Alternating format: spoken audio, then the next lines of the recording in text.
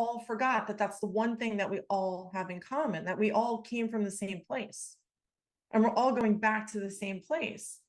And the question is, what do we do during the time that we have while we're here on this earth that's really just been, kind of like lent to us? It's not something that any of us can ever own.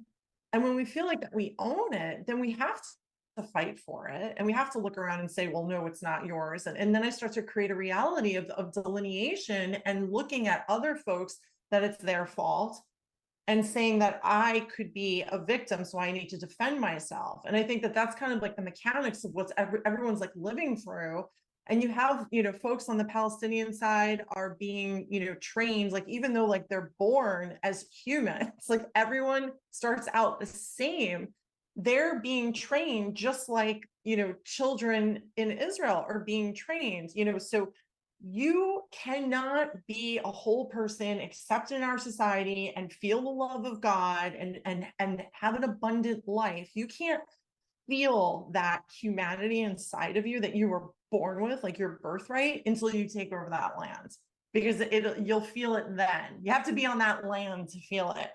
When we all know that that's not true, because you were able to switch your mentality in the car when we were talking to being like, yeah, you know what, I can actually change the way that I feel. And like what you're talking about